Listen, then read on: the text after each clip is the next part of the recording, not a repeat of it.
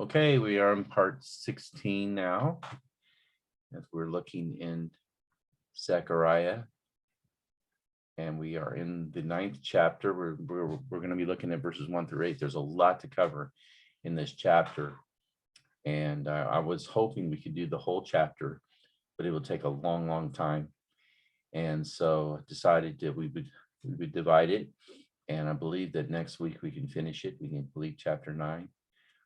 It's fascinating in history tonight, a little bit of a history lesson about some interesting people in history told by this prophet 200 years prior. Fascinating. Okay, so let's start with our introduction as we normally do. The 4 messages now being completed. That was about the fasting, and so you'll need to go to the 2 previous studies to get that. Now we enter the final section of the book of Zechariah. We must approach it carefully because of its cryptic nature. It's very cryptic. Some modern theologians surmise, because of the change of style, that perhaps Zechariah, he did not write these chapters, or perhaps they were written later in his life. Yet this style cannot give anyone factual basis for their opinions. They just can't. And so you kind of have to write it off.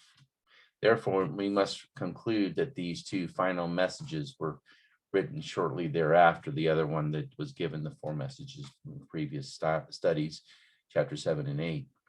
And the style change has to do with the nature of inspiration that were given, rather than simply a change in the writer. So it's not someone else. This is Zechariah, and I'm convinced on that.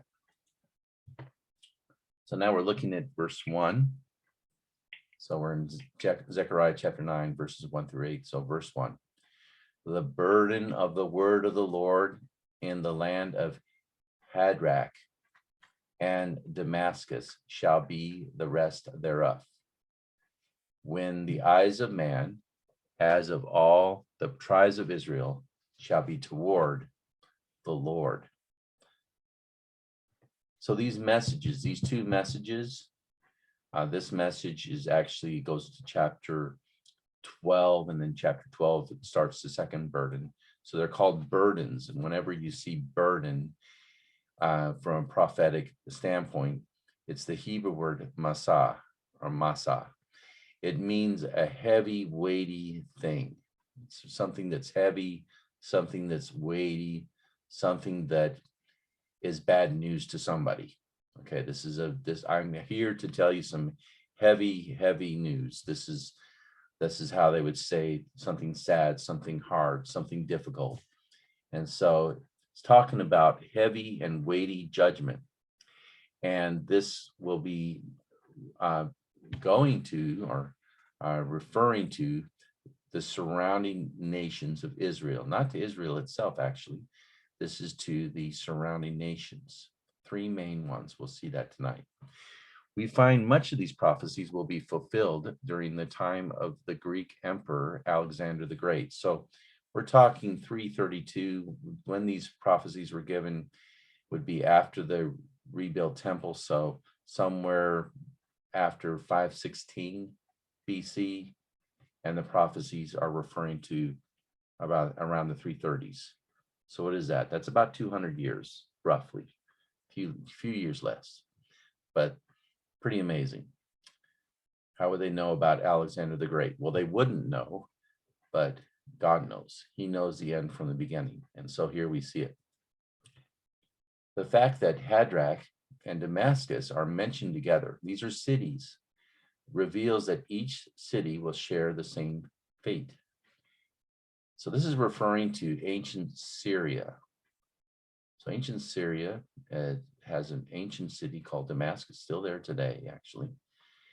And that city, it's actually the area is called Syria today. Very interesting. But it's not the Syria of the ancient days. That ancient Syria, that dynasty, that type of world will end. That ancient Syria. And so this is what it is. This is what it's talking about. because if you notice, it's the burden of the word of the Lord in the land of Hadrach and Damascus shall be the rest thereof. So it's going to be an end for them. And the reason why it's a rest is because they won't be harmed by the Syrians no longer. So it'll be a rest for Israel, not for Syria. No, it's going to be, this is bad tidings for them. Notice that all the tribes are toward the Lord. And this is a reference that to the unified Israel instead of a divided one. That was the case for many years. So see that? It says as of all the tribes of Israel shall be toward the Lord. All the tribes, that means the northern tribes, the 10 northern tribes and the 2 southern tribes, all of Israel all together. They're no longer a divided nation anymore. They are a unified nation by that time. And by the time, and actually during the time of Zechariah, they were a unified nation. They were not a divided nation any longer. So this is referring to Syria, a judgment on Syria. And then it talks about another city. So you have Hadrach, okay, Hadrach and Damascus. So these are cities that were around each other to the south. But then you can go to the north, and it says, and Hamath also shall border thereby, semicolon. So that ends that thought there. And then you've got Tyrus and Zidon, though it be very wise. So we'll get back to Tyrus and Zidon. We'll come back to that part. But let's talk about the first part, because this is the judgment of Syria, the end of Syria, the burden of Syria upon Syria. This judgment will also stretch all the way to the border of Hamath. So if you take Syria and you go all the way to the top border, where basically where you have today, where it borders into Turkey, you have this river called the Euphrates River. And that northern border is where Hamath was. And so it's saying that the northern border of Syria, as well as Damascus, as well as Hadrach, all those areas of Syria, they're going to be judged, and that time will end. That ancient Syria will be over. So it's a big area. So because you see from Damascus to Hamath, you have 120 miles. Thus, by doing so, like I said, bringing a final end to ancient Syria from north to south. Now, how was this accomplished? Well, history tells us that Alexander the Great conquered the entire area of Syria in his eastern campaign in 332 BC. So that's the fulfillment of this prophecy in verses 1 and 2, the end of Syria. Not much is said about them. More will be spoken about Tyre in just a moment. But I want you to see that this is a burden, a judgment upon Syria, who caused Israel all sorts of trouble for hundreds of years. Their kingdom is ended. And that's the prophecy there given. And after the semicolon of the end of Syria, the prophet begins to refer to seafaring Phoenicia. So the next kingdom that he's going to be referring to, now we're going to, instead of going to the north towards Babylon, now we're going all the way west to the coast and to the area around Lebanon, or actually where Lebanon is today. And there's a city called Tyre. It's still there today. And in that day, it was a very prominent city. So in our prophecy, you'll see that it's referred to as Tyrus, but it is Tyre. It's the same place. And Zidon can also be called Sidon, Tyre and Sidon. So both are mentioned. Tyrus is mentioned first because it's the chief city of Phoenicia. And so what is God going to do to Tyre now? He's ending Syria, and Syria ends in around 332 BC. Next, he's going to talk about the end of Tyre, or the end of Phoenicia, as it was known. And what he's going to do with them. Well, look what it says here. It says Tyrus and Zidon, though it be very wise. And so not wisdom in the right way. This is wisdom in its wrong way. They had pride. And so God is going to confound their pride of worldly wisdom, that they were very worldly wise. And God says, well, I'm going to end that. So this is the judgment of Tyrus and Zidon. So the prophecy goes on here. And this is verse 3 and 4. And Tyrus did build herself a stronghold, and she did, and heaped up silver as dust, and fine gold as the mire of the streets. Behold, the Lord will cast her out, and he will smite her power in the sea, and she shall be devoured with fire.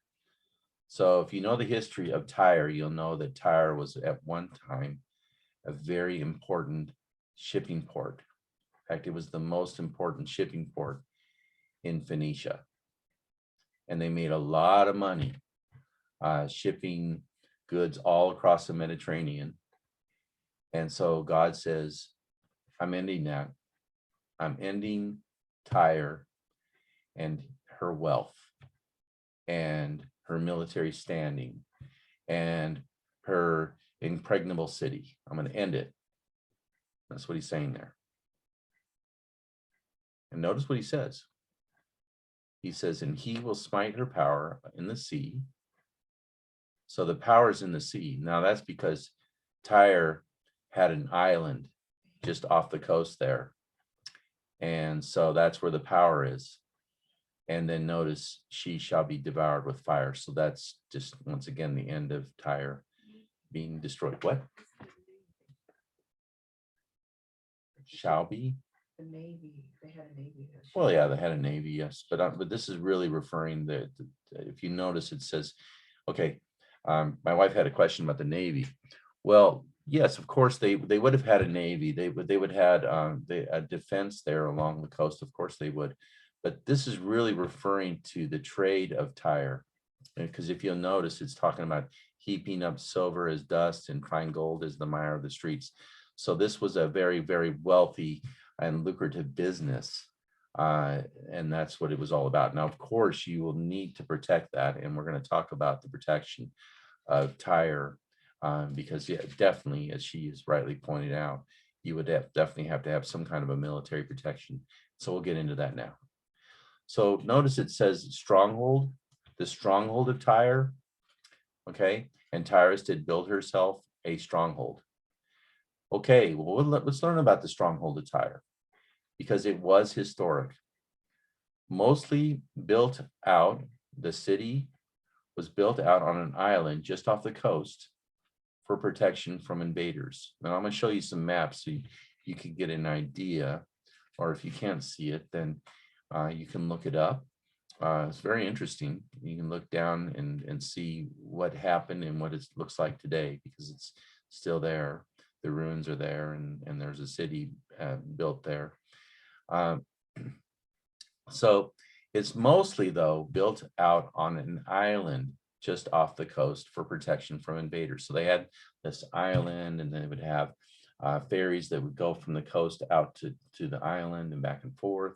They didn't really have a bridge there, and there was a reason for that.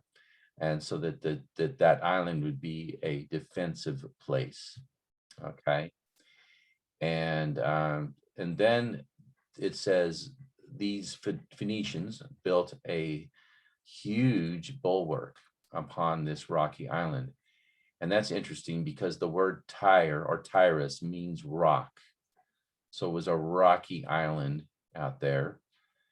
And so they use this Hebrew play in words. So if you see this in Hebrew, it says something like this. This is the rock built itself upon a rocky bulwark. So it built a rocky bulwark upon the rock. It's a little play on words there.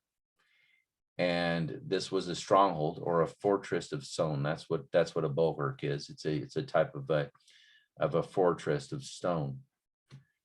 And Tyre was considered impregnable. Really, there was no way in ancient times to besiege it, or at least that's what they thought. But they were wrong. There were ways to besiege the city of Tyre. But let us think about the worldly strength of this sea trading city. The walls were made of compacted stone, settled on gypsum, and the walls were 150 feet high around the city on the island. There was another wall built within the outer wall within 10 feet. So you have this outer wall, which is 150 feet. Then you've got within 10 feet, you've got another wall built within that.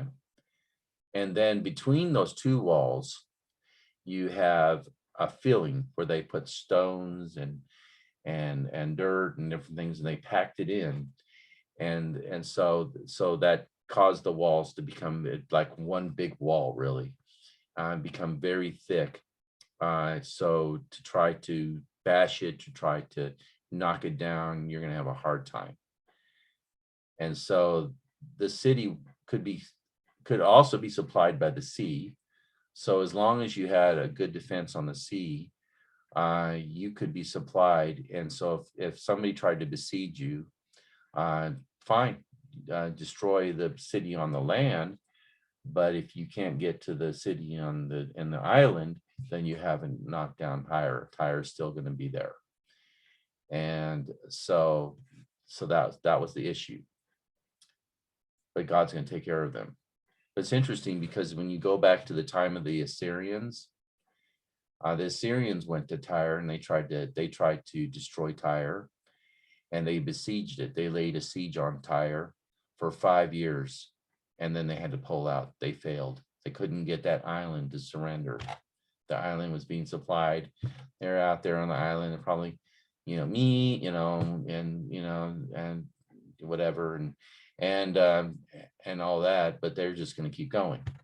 And then the Assyrians went off. And then later on, King Nebuchadnezzar of Babylon, you heard of King Nebuchadnezzar, the great King Nebuchadnezzar, he laid siege on Tyre for 13 years and failed.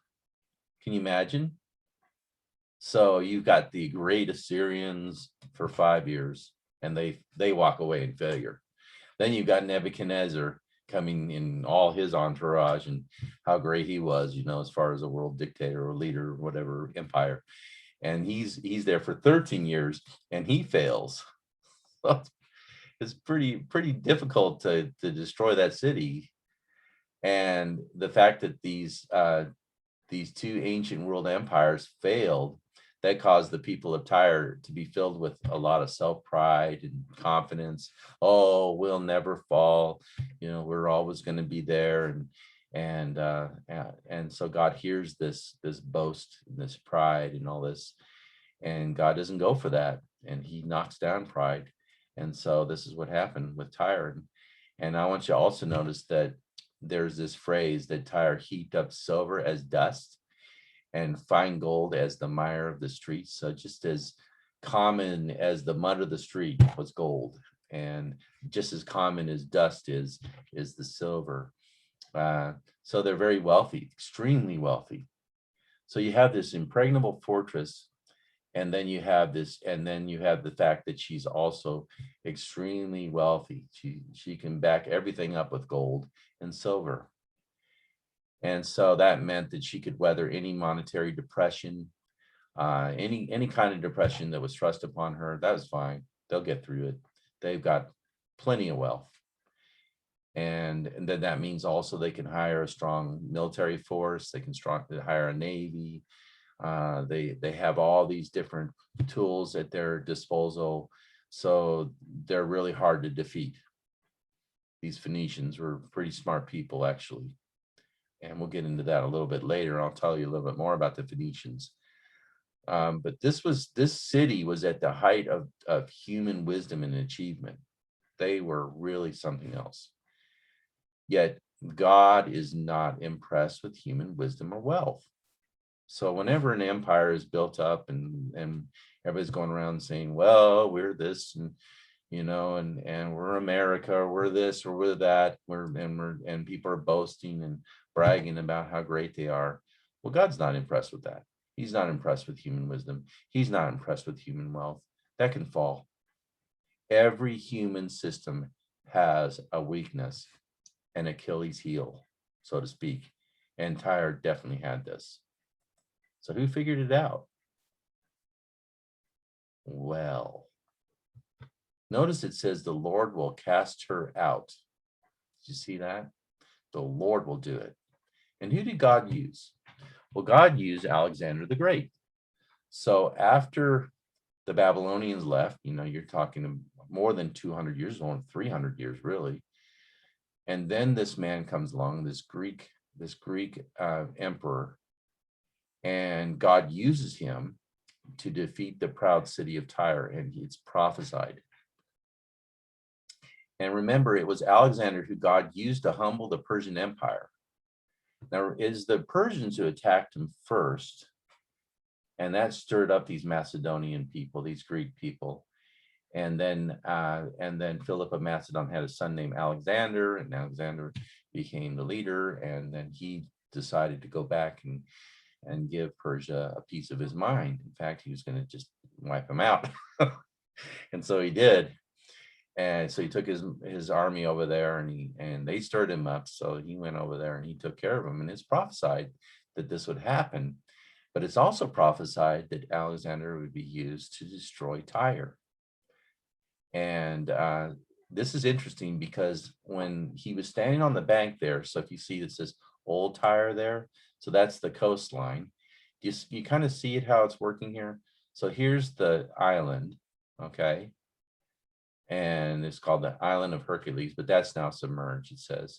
So this is all that's left right here, okay? And then you have the present coastline. So if you went to Tyre today, this would be all land here. All this would be land. But in Alexander's day, this was all ocean, okay? So he was standing here on the coast, and this is what he said. This is what he's reported to say about Tyre. And so what he said: ye despise this land, army, although confidence in the place, that ye dwell in an island, but soon I will show you that ye dwell on a continent, or on the continent. So in other words, he says, I'm going to fill this in. And now you island people are going to be connected to this. And that's exactly what he did. So what did he do? Well, he took all the ruins, and by the way, Ezekiel prophesied that this would happen like this, that the ruins would be thrown into the sea. And that's what he did. He took all the ruins of the old city on the mainland that was destroyed by Nebuchadnezzar. So Nebuchadnezzar destroyed this part. On this part, he didn't destroy this part. Nobody could destroy that part except for Alexander. And he took all these old ruins and he threw them into the sea, and he made a causeway to the island. So here's a little artist render of it, and they've got the siege machines on there, and they made this causeway to the island.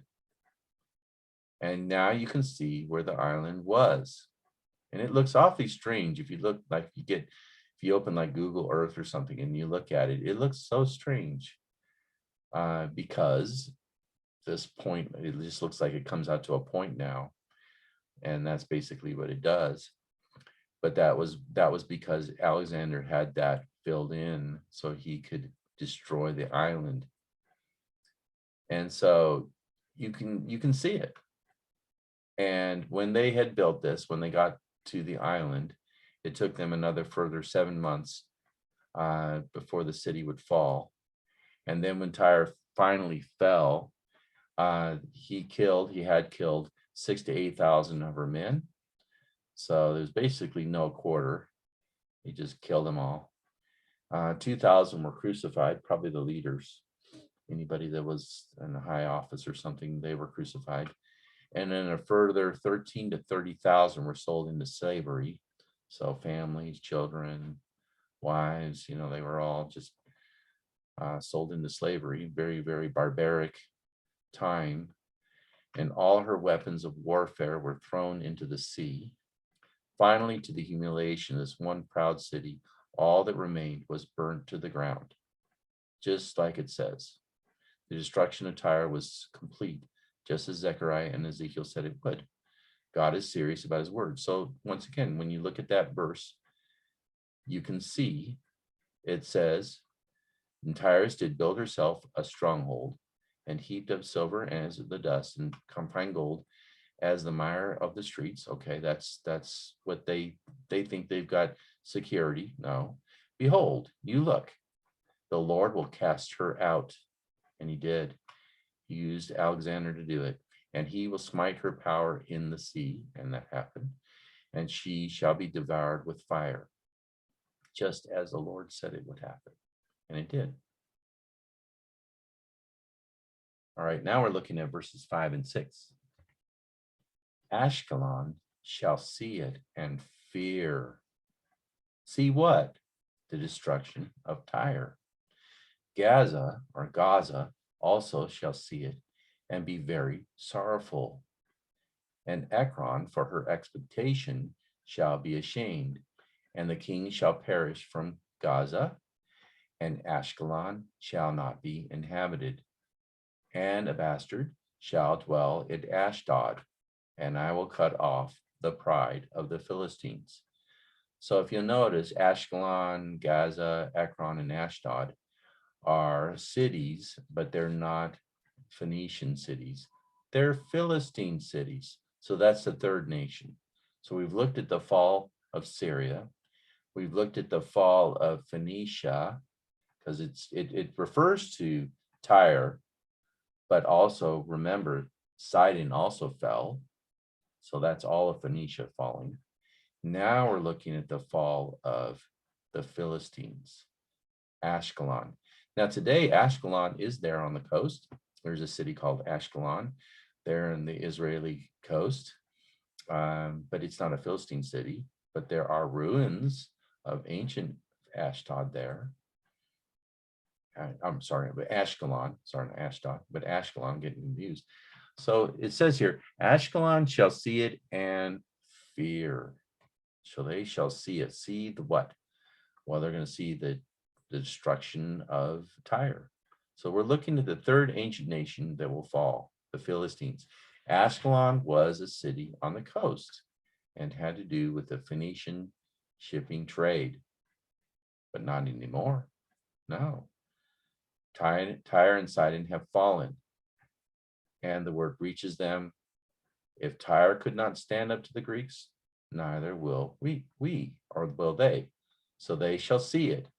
They shall see the destruction of Tyre, and they're going to fear, because they're going to know there's no standing up to this Greek emperor. There's no way they're going to make it. And so that's the prophecy. And it's true. It's exactly how it happened. And then you have Gaza, another city, a Philistine city. Gaza shall also shall see it and be very sorrowful. Why? Because they know their doom will soon follow. They know that sooner or later, Alexander is going to make it to them, and they're also going to fall. And I'm sure also they're grieving over the fact that the shipping trade is over, because the Philistines made their living basically on the sea, just like the Phoenicians. And Ekron is another Philistine city. And I don't know if you know what the fifth city would have been. It would have been Gath, but Gath had already fallen many hundreds of years before. So there were only 4 cities left of the Philistines, and that would be Ashkelon, Gaza, Ekron, and Ashdod. Okay. And Ekron for her expectation shall be ashamed. Why is that? Well, this has to do with the fact that Ekron is the closest Philistine city to Tyre geographically. They're going to feel shame that she put all her trust in the strength of Tyre and did not prepare herself. But now that Tyre has fallen, what is she going to do? Her expectation has been clearly shamed. Now, how on earth, it's like reading a newspaper now. How on earth does this prophet know nearly 200 years in advance that it would happen just as it did? It's amazing. And that's why you have a lot of liberal theologians that say, oh, well, this portion of scripture came from somebody else that lived hundreds of years later, because they don't want to believe that Zechariah actually saw these things and they happened exactly the way that he prophesied them to be. So the humanistic theologians don't want to believe that, but of course we believe the word of God, and we look at the miracle of it, and we can see these things happen just as God told them that they would. So Ekron, they're going to be shamed because they didn't prepare themselves, and there's nothing they can do. And then it says Ashkelon shall see it. So they're going to be talking about Ashkelon again. And fear. Why? Well, it says they shall not be inhabited. Why? Well, upon the news of the fall of Tyre, the people will flee and depopulate the city. They're going to flee. So it says, and Ashkelon shall not be inhabited. I should put that there actually. And Ashkelon shall not be inhabited. So they're going to leave because it's very fearful for them. So they're going to have to leave, become refugees. Okay. And a bastard shall dwell in Ashdod, and I will cut off the pride of the Philistines. So the idea here being the Philistine national identity will be cut off, and Ashdod will be repopulated according to Alexander's policy. He had a policy of exchange of population. So he would take one group of people out of an area, put in another. He doesn't care about the morality of the people that replace them. He doesn't care about that. That doesn't matter to them. And in fact, if they're really in a lot of trouble, then he can control them more. And so that's the idea. So he had this policy of exchange of population. So the breaking down of the nationalities. So no longer are they Philistines anymore. You've got these immoral, God-rejecting peoples. And I say peoples, different types of peoples, thus ending the Philistine pride. So the pride of Syria falls.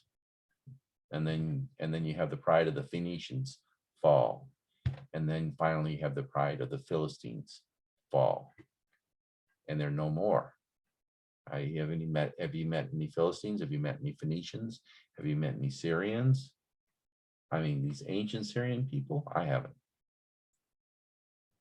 No, they fall. And I will take away his blood out of his mouth. Now he's talking about the Philistines here, and this becomes very interesting because now the Philistines are actually going to get a blessing. And I'm talking about the Philistines, okay? These are the people where you hear about Goliath and David and Goliath was from Gath, and he's a Philistine and all that. And now all of a sudden, God is going to give a blessing to the Philistines. You say, what? It doesn't look very much like a blessing to me. Well, we're going to read this carefully, and you'll understand what it means. Okay, so, and I will take away his blood, or the Philistine blood, out of his mouth, and his abominations from between his teeth. But he that remaineth, even he shall be for our God, and he shall be as a governor in Judah, and Ekron as a Jebusite. Now you read that verse, and I know you're probably wondering, what on earth does that mean? Okay, I'm going to break it down for you so you can understand that this is actually a blessing that God was giving to the Philistines. And then when you see that, you'll understand. So let's break it down. And I will take his blood out of his mouth. Okay, so that's the first phrase, right? The Philistines were notorious for eating their sacrifices with blood still in them. Now remember, this is written from a Jewish perspective. And the practice was forbidden by the law of Moses. You're not supposed to eat an animal with blood. The blood was to be drained out. And what was going on was these Philistines, they didn't drain out the blood.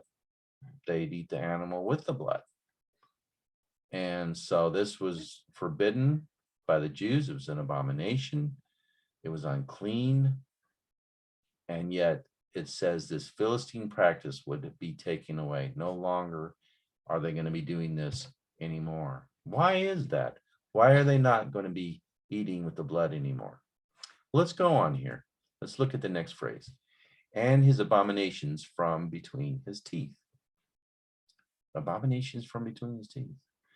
Okay, what was going on was the Philistines would go to their heathen temples to feast.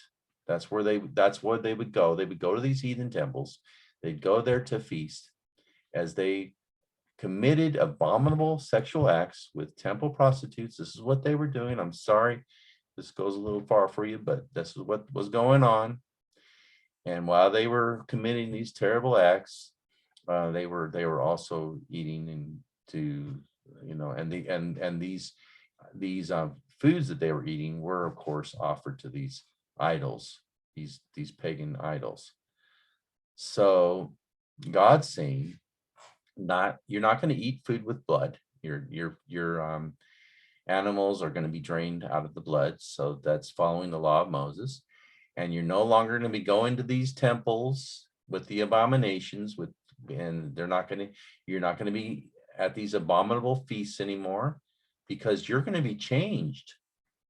Okay, you're going to be changed.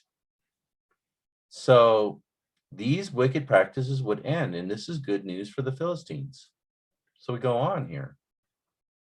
So it says, but he that remaineth, even he shall be for our God. Did you see that? So now you're starting to understand right here. But he that remaineth, even he shall be for our God. So that's the third phrase. And what it's saying there is now these people are going to be changed. They're not going to be doing these discussing things anymore, because they're going to be changed. He that remaineth. So there's a remnant of Philistines. There would be a remnant of Philistines who would come to the Lord and be amalgamated into Israel. This is good news for the Philistines. I believe we will meet these people in heaven. We're going to see these people. So this is a blessing. You don't find this for the Syrians. You don't find this for the Phoenicians, but you do find that there are Philistines who come to the Lord. That's what's happening here. So now that we're breaking it down, we're starting to understand he that remaineth, or a remnant of Philistines, will come to the Lord. They will be amalgamated into Israel. Okay, good news. This is good news. It is interesting to point out that representatives from all of these three of these nations in judgment, okay, Syrians, Phoenicians, Philistines, had stories in the past of God honoring people. You say there are stories in the Bible about God honoring people from these three groups? Yes, let me give you an example. Naaman, remember Naaman? He was a Syrian officer who was healed from leprosy through the prophet Elisha. So here you have a Syrian officer. Now, I imagine he went back to his people and shared the true God, and there were Syrians that came to the Lord. But unfortunately, they went apostate, and God had to bring a judgment to this ancient nation, and they were wiped out by Alexander the Greek. Okay? No, there's nothing that even represents or even suggests that these people were shown any quarter from Alexander. Okay, Hiram. He's the king of Tyre. Remember we were talking about Tyre? Well, they had a king named Hiram centuries before, and he worked with other Phoenicians because he was a Phoenician, and he helped Solomon to build the temple in Jerusalem. So he was hired by Solomon, this man Hiram, who was the king of Tyre. And then later on, we've even looked at this, but Phoenicians were even helped in the building of the rebuilt temple after the captivity, which I find also very interesting.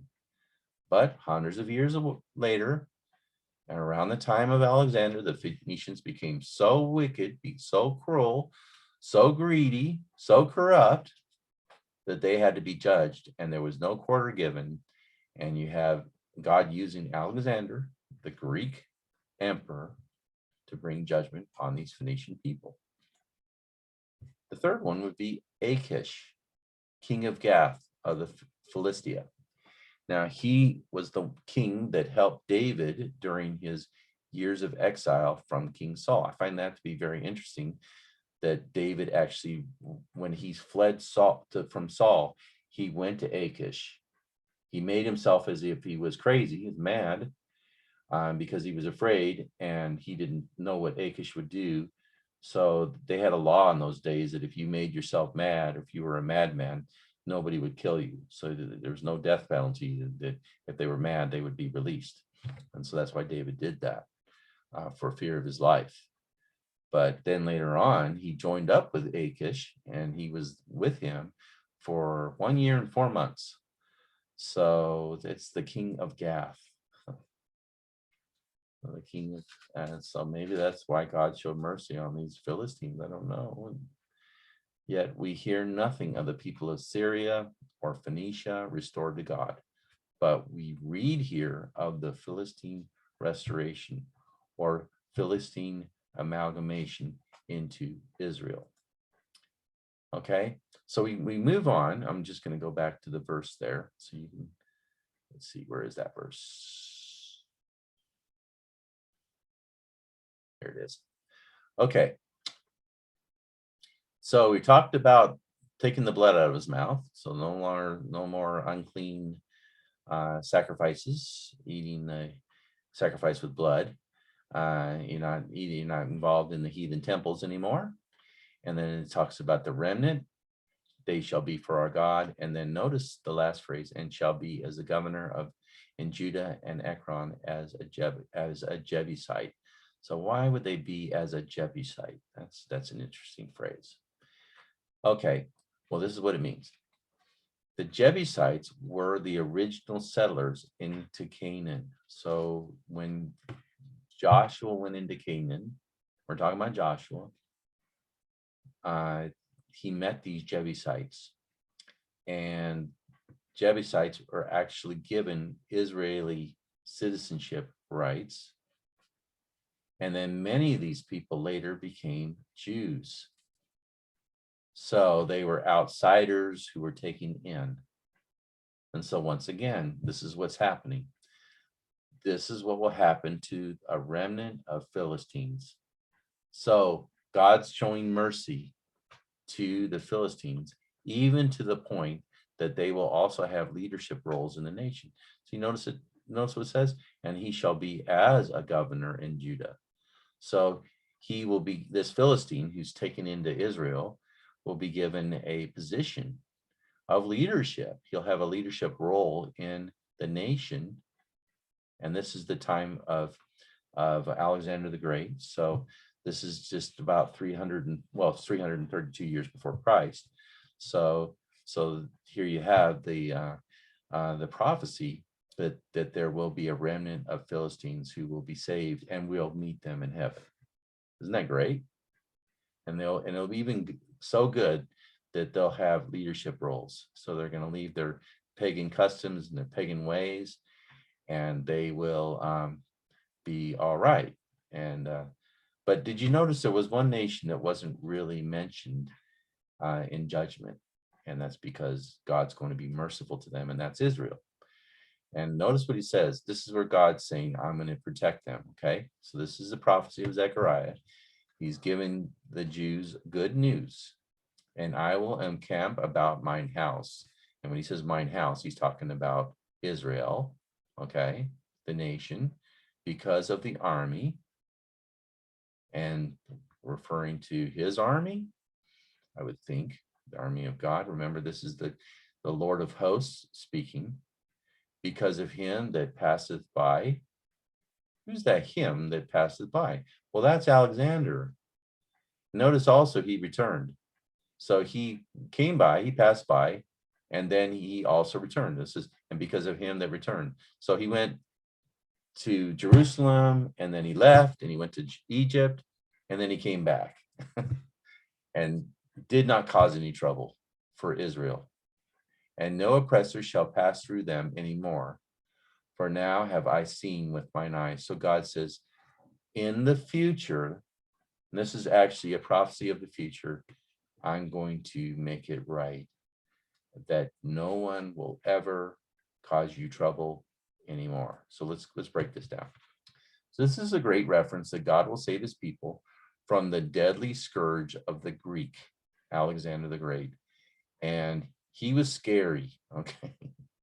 Uh, maybe not to us in these days, but back in those days, I'm sure you said the name Alexander, the people's legs would, knees would knock. They would be so scared because he would kill them. He was like saying the angel of death has come to the town. Scary, okay?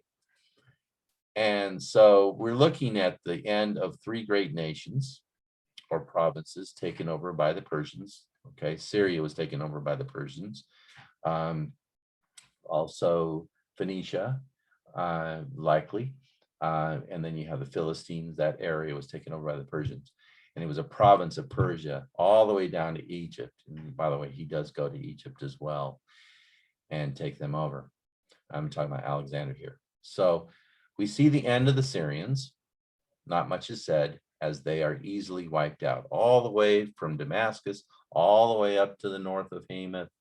They are easily wiped out, no problem. Easy for Mr. Alexander the Great.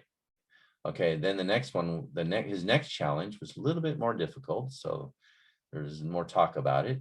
The Phoenicians meet their end. Proud Tyre is the city brought to the city is brought to their knees and destroyed without mercy. There's no quarter, and you can see that through this stops Alexander. This is one of his stops on his military campaign. So you can see this is one of the stops, and then you've got the Philistines finally mostly destroyed, but a remnant of Philistines joined together with Israel. So once again, the prophet is talking about a time period 200 years from his time, or around there. Maybe we could say 175 years, but more than 100 years in the future. How on earth is he going to know with such a intricate detail that these events would happen? Well, this is the word of God, and this is exactly how it happened. And then God says, I'm going to give Israel help. Did you notice that? From him that passeth by, and because of him that returneth. So when Alexander, and this is history, he came to Jerusalem in 322 BC. This is what happened. The high priest came out, and all the Jews came out, and they greeted him. And they greeted this man with respect and awe. Why?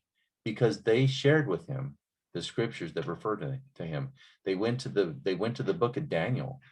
They went to the book of Ezekiel. I believe that there's some references in Isaiah. You have these references in Zechariah. And so they were awed with this man, that this Greek man is coming. And here it is spoken of him. And so because of that, I'm sure he was overwhelmed. So he ends up dealing with them peacefully. He does not bother Israel at all. He leaves them alone. In fact, he even accepted a sacrifice that was devoted to him at the temple. Now, whether or not he's a believer, I doubt it very seriously. I mean, Alexander the Great's a pagan, okay? But as a politician, I'm sure you have politicians who claim to be believers when they're not. And here you have this man, you use religion politically. And it says, okay, I'll accept this sacrifice, and that's very nice, and the prayers of the priests and everything else. He said, that's great. And so he accepted that sacrifice devoted to him at the temple. And then he left without bringing any harm to Israel. So it's just as the word of God says. He will not cause trouble to Israel, not at all. And no oppressors shall pass through them anymore. Now, we know that there were other oppressors that came after Alexander. There was a Syrian leader named Antiochus Epiphanes. He caused a lot of trouble. There were the Romans, and even today you have oppressors. that are around Israel. But there will come a time when Israel lives in peace without oppression or aggression.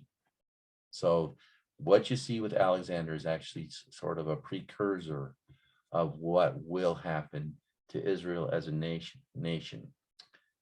So someday the nation Israel, this future happening, will be restored and it will become a godly nation. It is not a godly nation today. There are godly people in the nation, thankfully, but the nation as a whole is not a godly nation, not like it was in David's time. All right. And it'll even be more godly than it was David's time. So this prophecy will be fulfilled with streets. Remember, we were looking at that in chapter 8, where he opens up like a window of time and he talks about the future millennial reign of Christ. And you have these elderly men standing out in the streets and they're holding their staffs. And you have children just playing in the streets, hundreds and hundreds of children just filling the streets, thousands perhaps, just playing in the streets. No cars running them over, nothing like that. That's all gone. This is the millennial Jerusalem. And then you have another portion in chapter 8. I'd like you to look through those verses again, where they're talking about going to Jerusalem to pray and hear the word of God, and that there's one Jew and the 10 people grab one Jew and say, take us to your God, because we know that he's with you. And this is all the future. And this last verse here, and no oppressor shall pass through them anymore. That day's coming. It's not there yet, but it will come. And praise God for that. So next week, we're going to talk more about the coming of Christ, because the book of Zechariah is the most oft-quoted Old Testament book in the New Testament. It's quoted the most from the New Testament when it comes to prophecy, and or just quoting, really. And so there is an amazing prophecy to be given next week about Christ, about his triumphal entry. I'll just give you a little teaser. You can look into it, but it is fascinating. So we'll look forward to bringing that to you next week. So God bless you. Thank you for listening. And everybody's listening online or live, just stay on, and I'll let the people listening later go, and then I'll see you next time. Thank you. Turn this off.